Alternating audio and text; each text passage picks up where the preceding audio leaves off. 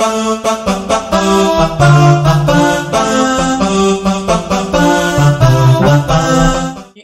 tous mes futurs compatriotes canadiens, bienvenue sur ma chaîne Mon Rêve Canadien, parce que nous tous, nous avons le droit de rêver.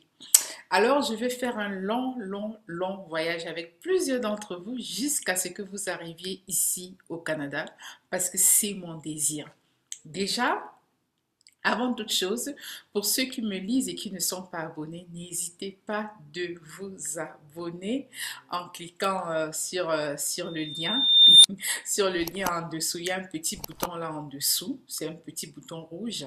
Vous allez cliquer sur le bouton pour vous abonner afin d'être au courant de toutes les actualités.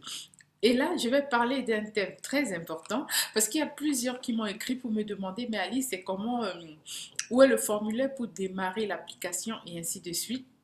Moi, je vais vous dire quelque chose. Oui, vous envoyez le formulaire, c'est facile. Toutefois, moi je suis une personne qui a une manière assez organisée de travailler. Ce que je vais vous proposer, c'est qu'on va aller pas à pas. Ne mettons pas la charrue avant les bœufs. Peut-être ceux qui le demandent le savent déjà, mais il y en a qui me suivent et qui ne savent même pas du tout par où commencer. Donc, une des choses que je vais vous dire aujourd'hui, c'est comment est-ce que vous devez reconnaître votre niveau de compétence, mais également vous situer dans la classification nationale des professions au Canada. Donc, on appelle ça CNP. Il y a également le niveau de compétence. Les deux, c'est pas la même chose. Et voilà, je vais rapidement partager mon écran avec vous pour vous montrer exactement de quoi il est question. Mais avant toute chose, avant de partager ceci avec vous, je sais que plusieurs qui me suivent sont à l'extérieur et je voulais juste vous prévenir. Le projet du Canada, c'est un projet assez long et ça dépend des provinces. Avant, je sais qu'il y a à peu près de cela 6 ans, en passant par le Québec, c'était assez facile. Mais il se trouve qu'aujourd'hui, je ne sais pas trop politiquement qu'est-ce qui se passe au Québec. Donc ici, je vais vous présenter surtout la partie de l'Ontario. En Ontario, c'est un peu plus pratico-pratique. Donc, si vous remplissez toutes les conditions et avec un peu de grâce, tout pourrait très bien marcher. Donc, ici, les gens travaillent un peu plus vite selon moi. Hein. C'est pas que je suis en train de juger, mais je vais vous présenter également comment appliquer pour tout le Canada. Pas seulement pour le Québec, de temps en temps je vais parler du Québec, mais en général je vais soit parler de l'Ontario, de la partie atlantique du Canada, mais on va parler du Canada en général, de comment appliquer en tant qu'immigrant pour arriver au Canada. Et je vais également donner une autre petite astuce.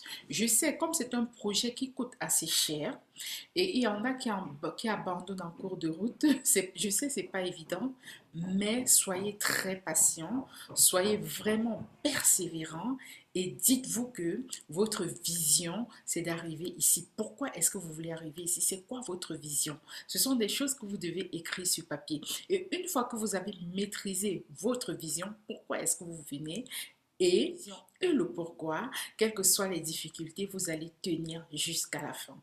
Et j'ai également un autre site YouTube, donc une autre plateforme YouTube où je partage les astuces sur comment gagner des revenus supplémentaires. Parce qu'en ce qui concerne le Canada, hormis le fait que ça vous demande beaucoup en travail, donc vos nerfs sont sollicités, votre porte-monnaie également sera sollicité. Du coup, essayez de trouver des moyens de multiplier vos revenus si vous voulez investir dans le projet du Canada. Et lorsqu'on dit investir dans tous les domaines, on peut investir dans n'importe quoi. Excusez-moi si je parle un peu des finances ici, parce qu'ici au Canada, nous parlons beaucoup d'argent. Et je sais, il y en a qui vont dire que ouais, au Canada, vous parlez beaucoup d'argent, mais vous qui me suivez également, vous voulez venir au Canada, pourquoi? C'est pour changer votre situation financière. Donc, tant qu'à faire, parlons de temps en temps de comment vous pouvez multiplier vos revenus. Et je vais juste partager ça avec vous. Ce n'est pas le but de cette plateforme YouTube. Le but de cette plateforme YouTube, c'est l'immigration. Mais je me rends compte qu'il y a des gens qui, des fois, en cours de route, ont des petits soucis financiers. Et alors, je voulais dire, que vous soyez ingénieur, que vous soyez docteur, si votre salaire ne suffit pas, Cherchez d'autres sources de revenus autour de vous. Et je vais vous dire, moi je viens du Cameroun, hein. Même déjà à l'âge de 8 ans, je multiplie mes revenus. Oui, oui, c'est possible au Cameroun. J'ai vendu des chewing-gums à l'école, j'ai vendu de l'eau glacée au marché, j'ai vendu des épices et pourtant mes parents pouvaient très bien subvenir à mes besoins. Donc, pour vous dire tout simplement que ayez cette mentalité-là de vouloir avoir une indépendance financière et il n'y a pas de saut-métier. Donc, même si vous faites des petits caramels de cacahuètes là pour aller mettre dans des boutiques, dans des bars, si vous faites des pains viande pour aller mettre dans des boutiques, dans des bars, des croquettes là que nous faisons, même si vous vendez du poisson braisé après le travail, où est le problème? Vous êtes en train de multiplier vos revenus. Vous n'avez pas volé. Donc, alors, je sors de ce cadre-là. Nous allons rentrer dans le cadre de l'immigration. Allez, suivez-moi. Et tout le temps, je vais mettre les liens que j'ai utilisé dans la barre de description. Et n'hésitez pas de me suivre jusqu'à la fin. Ne lisez pas n'écoutez pas en diagonale. Parce que si vous écoutez en diagonale, vous allez perdre énormément d'informations. Parce que pendant toute la vidéo, de temps en temps, peut-être après une minute, dès qu'une idée va me venir en tête, allez, boum, je vais partager avec vous. Alors, si vous me lisez ou si vous m'écoutez juste en diagonale, ceci dit, vous allez perdre pas mal d'informations. Et je vous invite également à être concentré lorsque vous lisez ou lorsque vous écoutez des informations sur YouTube. Donc, à vous de voir. Voilà, on y va, je partage. Donc, nous voilà sur notre page. Moi, généralement, ce que je voulais vous dire, généralement, j'utilise le site du gouvernement. Et dans une de mes vidéos, je vais vous montrer comment éviter tous ces bandits-là qui se font passer pour des spécialistes en immigration. Je sais qu'il y en a des vrais, mais parce qu'il y a des vrais, il y a des faux qui vont essayer de s'y infiltrer pour abuser de votre confiance et vous dépouiller de tous vos petits moyens. Donc, restez connectés, abonnez-vous massivement, partagez cette vidéo parce que ça va aider également beaucoup d'autres personnes. N'hésitez pas de liker également et de commenter si vous avez des questions. Donc, posez-moi toutes les questions et je vais vous répondre environ une fois toutes les semaines. Donc, souffrez que je vous réponde juste une fois toutes les semaines. Donc, alors qu'ici, je vais vous proposer que avant même que vous ne commenciez l'application, je vais vous expliquer un peu le processus de la CNP et du niveau de compétence. La CNP, c'est quoi? Comme vous voyez là, la CNP, c'est le système de classification nationale des professions. Au Canada, les professions sont classifiées. Hormis le fait que on utilise la CNP, au fin de l'immigration, comme vous lisez là, les principaux groupes d'emploi sont les suivants. C'est très important de comprendre les groupes d'emploi. Donc, au Canada, on a ce qu'on appelle les emplois à compétence zéro. Les emplois à compétence zéro, c'est comme des directeurs de restaurants, des directeurs de mines, des capitaines à terre, comme ils appellent. Donc ça, c'est dans la pêche. Pourquoi les directeurs? Ça, c'est ma petite idée, hein, parce que comme je vois les restaurants fonctionner ici, les restaurants ici sont vraiment des trucs assez géants. C'est pas comme des beignetarias, peut-être au Cameroun, où la dame qui fait les beignets là gère juste sa fille. Dans les restaurants ici, vous allez vous rendre que le personnel, ils ont souvent comme au moins 40 voire même 100 personnes qui travaillent dans le restaurant, hein. Donc, ce directeur-là, c'est un peu comme un grand manager. Donc, il manage les équipes qui font la cuisine, les équipes du matin, les équipes de midi, les équipes du soir. Il manage également les comptables. Donc, vous voyez que le directeur ici, c'est quelqu'un qui a plusieurs casquettes. Également, les directeurs de mines. Je ne connais pas très bien les mines, mais lorsqu'on parle des directeurs, c'est un très haut niveau de responsabilité et généralement ce sont des gens qui gèrent comme dans la société plusieurs départements. Et lorsqu'on parle de département, ici par exemple dans un resto, vous avez le département informatique, vous avez le département de la comptabilité, vous avez les ressources humaines et vous avez les restaurateurs. Et dans les restaurateurs, vous avez encore d'autres groupes de restaurateurs. Donc ça, c'est important à savoir. Et le niveau de compétence A, Là, le niveau de compétence A, c'est généralement pour les personnes qui ont un diplôme universitaire.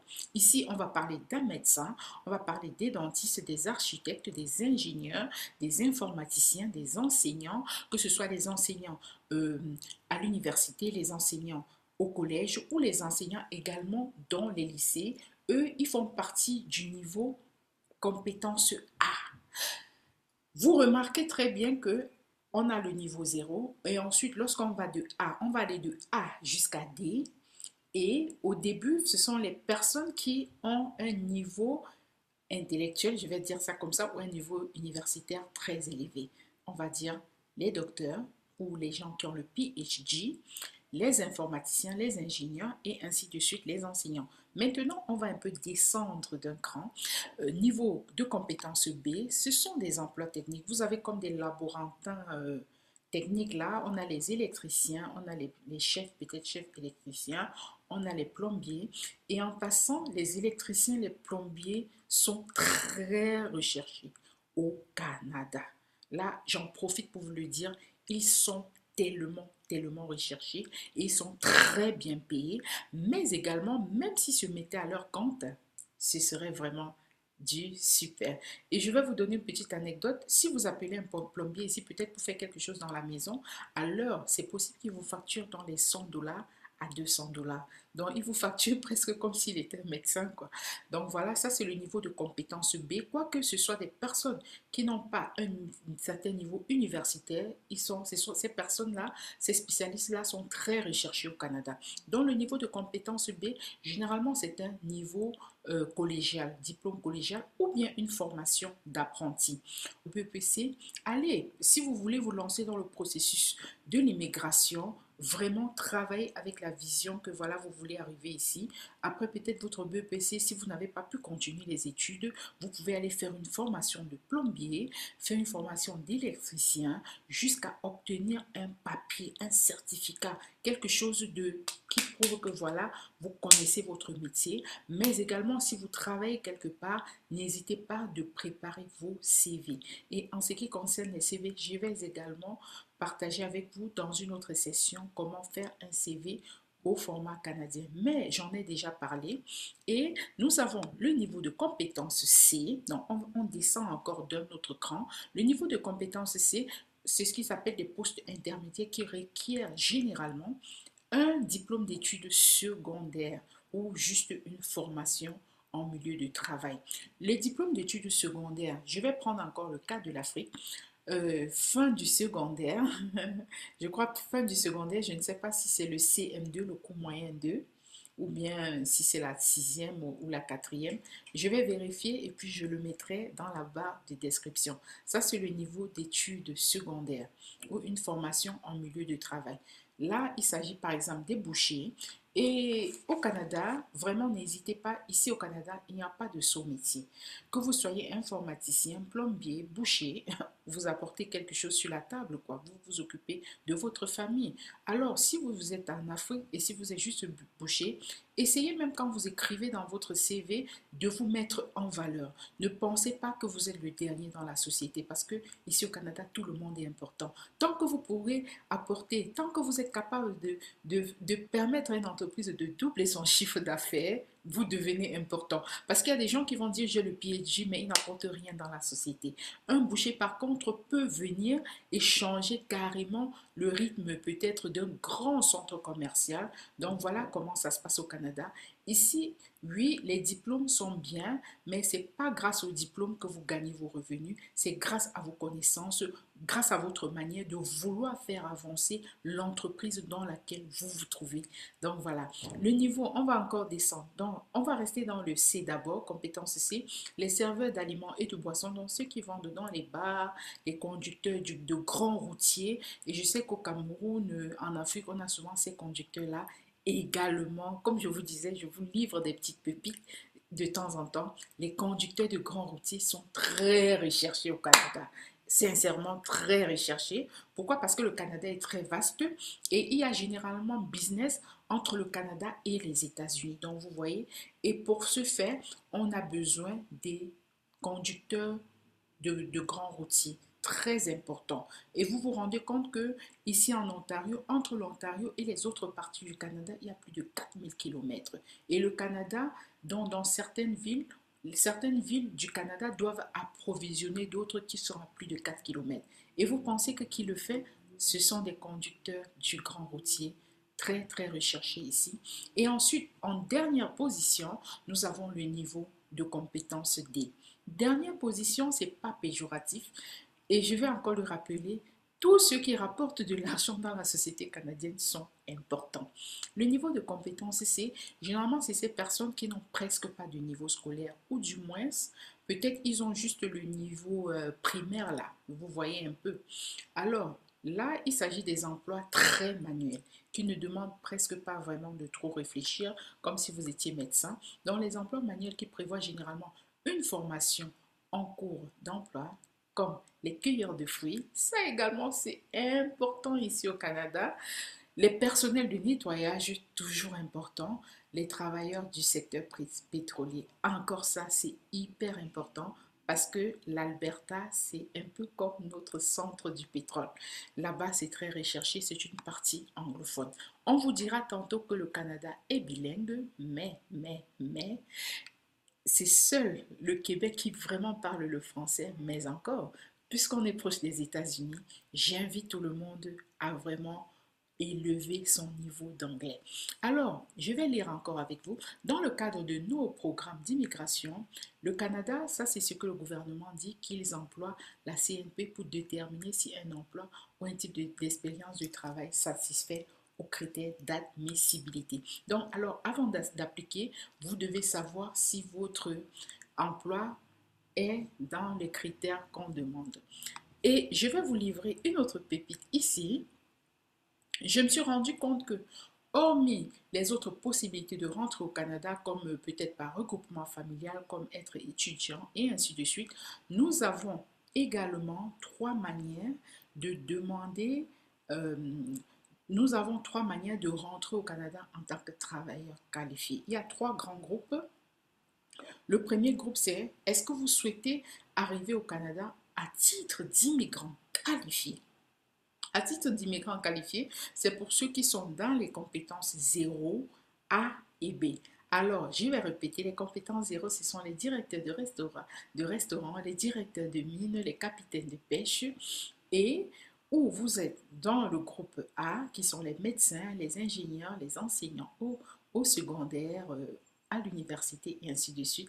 Et on a également le niveau B. Je vais rentrer, vous allez voir, le niveau B, généralement, c'est le niveau diplôme collégiaux.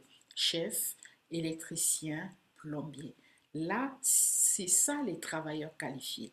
Les travailleurs qualifiés s'arrêtent au niveau collégial. Et alors, dans le groupe maintenant de travailleurs qualifiés, vous pouvez l'appliquer, vous pouvez utiliser l'entrée express. Dans une autre vidéo, on va parler de l'entrée express. Alors, le système de l'entrée express gère les demandes de résidence. Si vous souhaitez présenter une demande, on va dire A, petit a, à titre de travailleur qualifié au fédéral. Le fédéral ici au Canada, c'est toujours tout le Canada. Parce qu'ici, on a 10 provinces et 3 territoires. Lorsqu'on dit le provincial, soit c'est le Québec, l'Ontario ou bien la Colombie-Britannique, mais quand on dit le fédéral, c'est tout le Canada. Alors, si vous appliquez comme ça, c'est une province certainement qui va vous choisir. Ou vous appliquez comme travailleur de métier spécialisé. Vous allez aller sur le site et vous allez cliquer travailleurs de métiers spécialisés pour voir c'est quoi les travailleurs des métiers spécialisés. Donc, alors voilà, les travailleurs des métiers spécialisés pour l'entrée express. Donc, ce sont ceux qui travaillent généralement dans l'industrie, dans l'électricité, la construction, l'entretien, l'équipement. Donc, en gros, les cuisiniers, les bouchers et ainsi de suite. Vous allez voir, en cliquant sur le lien, vous allez tomber sur cette page-là. Vous avez également la catégorie de l'expérience canadienne. Ça, c'est pour les niveaux de compétences 0, A, B et C.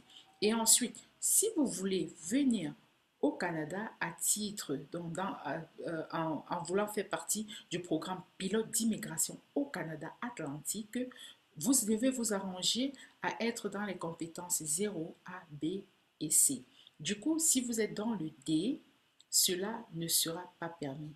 Donc, Premier groupe à titre qualifié pour l'entrée express, c'est les travailleurs de compétences 0A et B.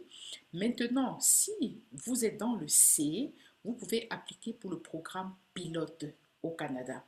Et maintenant, si vous n'êtes que dans le groupe C ou D, vous pourriez entrer à titre de candidat d'une province. Je vais expliquer tout cela dans d'autres vidéos, sinon ça ferait beaucoup. Vous pouvez également vous inscrire pour le programme pilote si vous êtes 0, A, B ou C, mais pas D. Donc D, pour ceux qui n'ont pas du tout de diplôme collégial, secondaire, universitaire, allez pour les candidats d'une province. Là-bas, tout est accepté.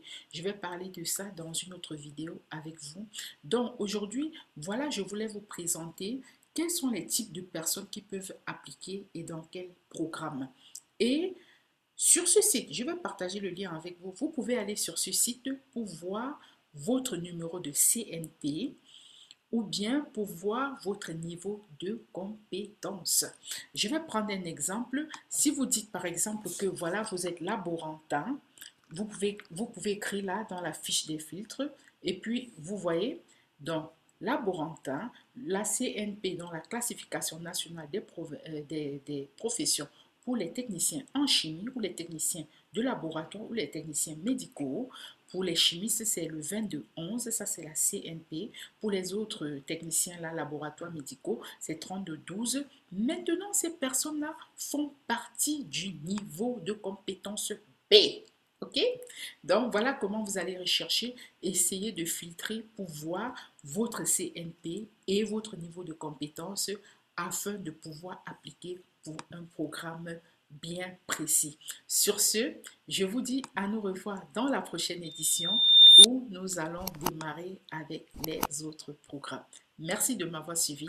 N'hésitez pas de vous abonner, liker et à nous revoir dans la prochaine session. Bye bye.